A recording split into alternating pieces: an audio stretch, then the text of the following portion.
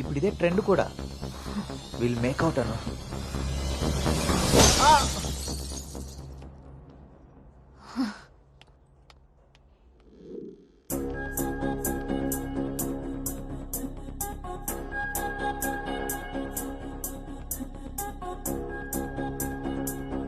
హే అను, good morning. Come SIT. నాకు ఒక help చేయాలి నువ్వు. చెప్పు. నాకు ట్రాన్స్ఫర్ కావాలి. తప్పు చేసింది ఆ సామ్రాట్ గాడైతే దానికి నువ్వెందుకు వెళ్ళిపోవడం? నో, నేను ఇక్కడి నుంచి వెళ్ళిపోవాలి. వాడేమన్నా థ్రెటన్ చేస్తాడని భయపడుతున్నావా? చచ్చా, అది కాదు. మరి ఇంకేంటి నీ ప్రాబ్లం?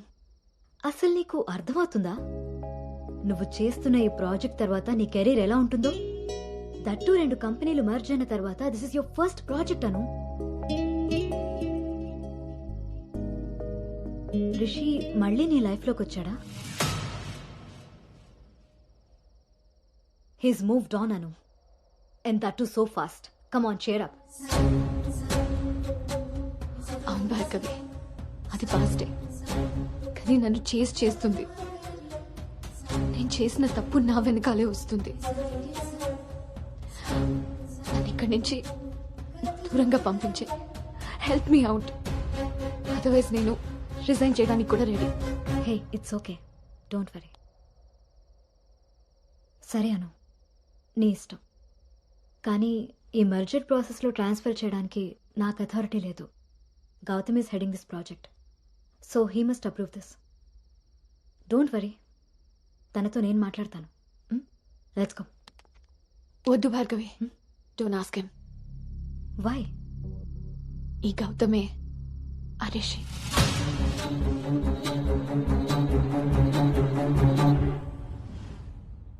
సో నువ్వు వాడిని ఫేస్ చేయలేక దూరంగా పారిపోవాలనుకుంటున్నావు. తను నిన్నేమన్నా ఇబ్బంది పెడుతున్నాడా? లేదు.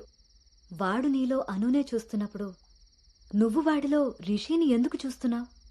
నువ్వు కూడా వాడిలా నార్మల్గా బిహేవ్ చేయి. వాడు నీతో డేట్ చేసినట్టు నేను కూడా ఎవరితో అయినా. నువ్వు అనుకున్నట్టుగా గౌతమ్ అలాంటివాడైతే నిన్న మా డేట్ జరిగేది. వాణ్ణి డేట్కి వస్తావా అని అడిగినప్పుడు వాడు దేనికి స్ట్రగుల్ అవుతున్నాడో అప్పుడు నాకు అర్థం కాలేదు. ఇప్పుడు అర్థమైంది, అది నీకోసమేనని. మీరిద్దరూ లవ్లో ఉన్నారు. మీ ఇద్దరికి ఎవరి గురించి వాళ్ళకి తెలుసు, కానీ ఒకరి గురించి ఒకరికి తెలీదు. ఎందుకంటే మీ ఇద్దరి మధ్య అడ్డుగా కండిషన్స్తో గోడ కట్టుకుని ఉన్నారు. మీ ఇద్దరిలో ఏ ఒక్కరు రియలైజ్ అయ్యి ఒక అడుగు ముందుకేసినా ఇంకొకరు కనిపిస్తారు. గౌతమ్ వల్ల స్ట్రగుల్ అవుతున్నానని తెలిసిన నాకు గౌతమ్ మీద ప్రేమ ఉంటే తెలీదా? తెలీదు. ఎందుకంటే నువ్వు స్ట్రగుల్ అవుతున్నది గౌతమ్ వల్ల కాదు, రిషితో నీకున్న రిలేషన్షిప్ వల్ల. అది నువ్వు తప్పని ఫీల్ అవుతున్నావు కాబట్టి. అసలు అది తప్పే కాదు కాబట్టి నీకు తెలియకుండానే నీలో రియలైజేషన్ వచ్చింది. అదే మీ నాన్నకి చెప్పావు. గౌతమ్ని వద్దంటున్నా, కానీ గౌతమ్ లాంటి వాడు కావాలంటున్నావు. అను, నువ్వు హైదరాబాద్లో ఉన్నన్ని రోజులు నీ వయసు చేసిన ప్రెషర్ని నీ మనసు కంట్రోల్ చేసింది. కానీ ఆ రోజు ట్రైన్లో చూసింది 10th లో యాక్సిడెంటల్గా ఫస్ట్ కిస్ చేసిన గౌతమ్నే అని తెలిసాక నీ వయసు నీ మనసుకి తోడై తన మీద నీకున్న లవ్ని కన్విన్స్ చేసి తనతో రొమాన్స్ చేసేలా చేసింది. ఇప్పటి వరకు మీ ఇద్దరి మధ్య ఉన్న ఈ రిలేషన్షిప్ని నువ్వు లస్ట్ అనుకుంటున్నావు, కానీ అది లవ్. దానికి దీనికి తేడా నాకు నీకు ఉన్నంత. తెలియక జరిగిన పొరపాటుని తెలిసాక కూడా తప్పుగా మిగిలిపోనివ్వద్దు. గౌతమ్ నేను ప్రాజెక్ట్ పని మీద గోవా వెళ్తున్నా. నేను వెళ్తే మన కంపెనీకి ప్రాజెక్ట్ వస్తుంది. అదే నువ్వెళ్తే నీ లైఫ్కి ఒక క్లారిటీ వస్తుంది. ఇన్నాళ్ళు మీ శరీరాలు మాట్లాడుకున్నాయి, ఒక్కసారి మీ మనసులు మాట్లాడుకునే అవకాశం ఇస్తే నువ్వున్న డైలమాకి సమాధానం దొరుకుతుంది.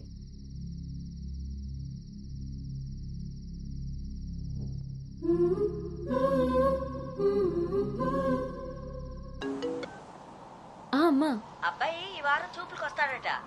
ఇప్పుడే ఫోన్ వచ్చింది. నీకేం పనులున్నా త్వరగా తేల్చుకుని వచ్చేయి. వినపడుతుందా? అను అను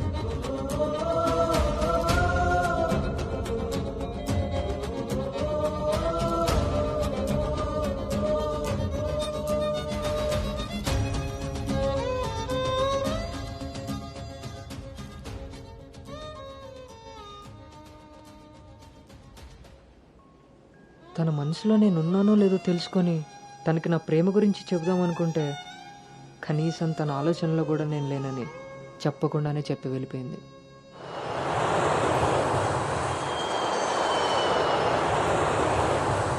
కలర్ పెరగడానికి చూసినట్టు హైట్ పెరగడానికి కూడా ఏమైనా ఉంటే బాగున్నావు.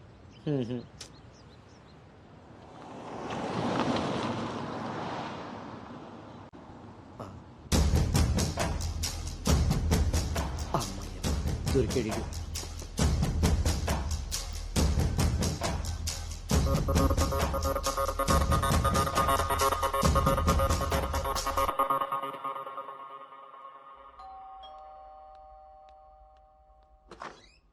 హాయ్.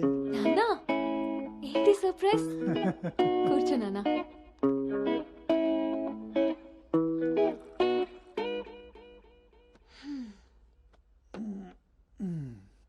ఇప్పుడు మనం లంచ్కి బయటికి వెళ్తున్నాం, నువ్వు రెడీ అయ్యరా. Okay, 5 minutes. సరే.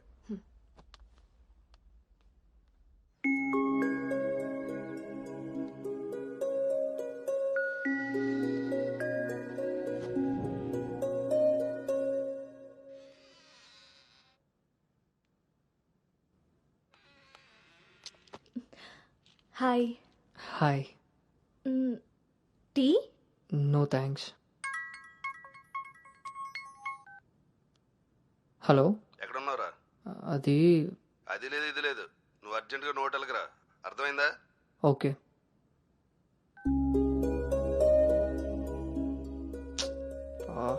ఏమైంది గౌతమ్? అర్జెంటుగా నోవోటెల్కి వెళ్ళాలి, క్యాబ్ బుక్ అవ్వట్లేదు. నేను డ్రాప్ చేస్తాను కదా.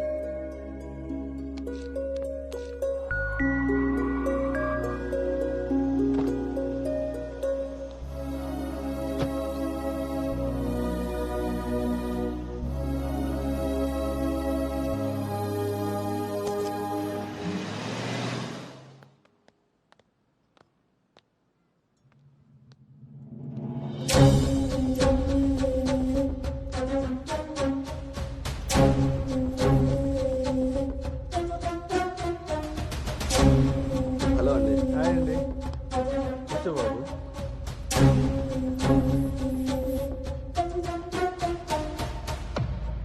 బాబు, మా అమ్మాయి అను. నా మేనల్లుడు గౌతమ్. మా అమ్మాయి ఇక్కడే స్మార్ట్ వర్క్ సొల్యూషన్స్లో వర్క్ చేస్తాం. ఓహో, ఏం కావాలి బాబు? ప్రైవసీ కావాలన్నగారు. మనం వీళ్ళకి పెళ్లి చూపులు అరేంజ్ చేసి మనం వాళ్ళనే చూస్తూ కూర్చుంటే ఇంకా వాళ్ళు ఏం మాట్లాడుకుంటారు? ఓ కదా, పదండి రండి. వెళ్దాం.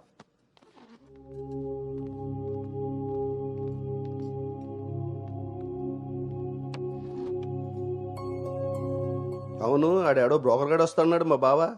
ఏడాడు? రావాల్సిన సమయానికంటే గంట ముందే వచ్చాను. ఓ, బాగా ఖాళీగా ఉన్నావు అనమాట. వీటితో జాగ్రత్తగా ఉండాలి. పోలీసుకు ఒక పెద్దమ్మ కొడుకులా ఉన్నాడు. వచ్చింది హోటల్కి, కళ్ళజోడితే. హలో, నమస్కారం. నమస్కారం. ఈడు ఈడు పేడు మొత్తం. Sir, order please. ఇక్కడ కదా ఆ టేబుల్ వేసి.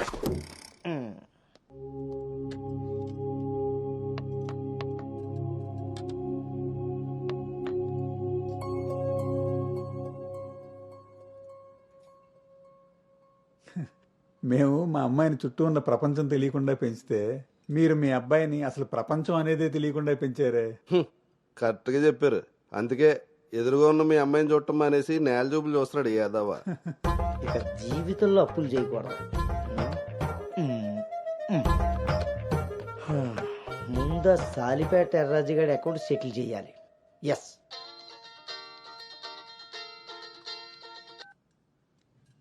హలో,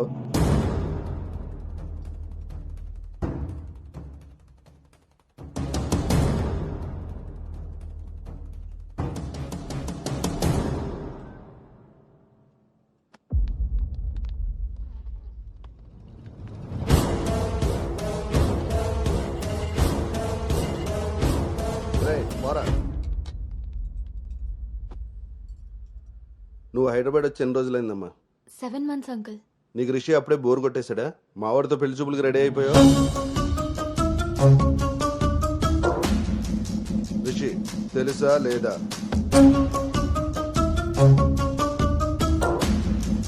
ఇక ఇక్కడ అడుగుతుంటే ఆడం చూస్తావేంటి? మావయ్య అది నువ్వు నోర్మై, నీకు తెలీదు. రిషి తెలుసా లేదా? ఏ రాజా ఈ రోజు మన దగ్గర మావయ్య ఒకసారి ఏయ్, చెప్పి నువ్వు నోర్మై, ఇంకోసారి మాట్లాడామంటే నేను వెళ్ళిపోతా. సార్ ఏం జరిగిందండి? ఏయ్, నువ్వు ఉండవయ్యా. నీకు తెలుసా లేదా? నిన్నే అడుగుతున్నా.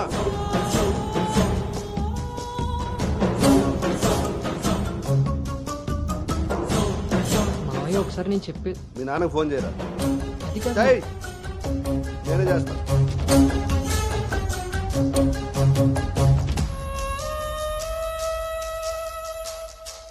ఇక్కడ ఏదో పులిహోర అయినట్టుంది. వీళ్ళిద్దరికి తలంబరాలు వేయించడం కంటే నేను వెళ్ళి తాలింపు వేసుకోవడం బెటర్లా ఉంది. చె తినమ్మ జీవితం మొత్తం రివర్స్ అయిపోయింది. అదేం నోటితో వాగిందో అదే జరిగింది. ఆ, నేను వీళ్ళకి మనవాడిని మాత్రమే పరిచయం చేశాను, కానీ వీళ్ళు వాళ్ళకున్న చాలా కొత్త యాంగిల్ చూపించారు బావా. మీరు మంచోళ్ళు కాబట్టి ఆ రోజు పెళ్లి చూపుల్లో కళ్ళు తిరిగి పడిపోతే ఒంట్లో బాగోలేక పడిపోయింది అనుకున్నారు. ఒళ్ళు కొవ్వెక్కి కొట్టుకుని పడిపోయిందని తెలుసుకోలేకపోయారు. ఊళ్ళో పెట్టాల్సిన పెళ్లి చూపులు గుట్టు చప్పుడు కాకుండా ఇక్కడెందుకు పెట్టారో తెలుసా బావా? నలుగురికి తెలిసేలా అక్కడ పెడితే ఈవిడి గారి బాగోతం మనకెక్కడ తెలుస్తుందో అని జాగ్రత్తగా ప్లాన్ చేసి మీకు సంబంధం లేని ఒకటి మీకు మనవని చేద్దామని చూస్తున్నారు. అంతే బావా. అలాగే అలాగే. మావయ్య అది మా కాదు బావ ఈ సంబంధం క్యాన్సిల్ అని చెప్పాడు. మావయ్య నేను చెప్పేది ఒకసారి. మూసుకుని రారా.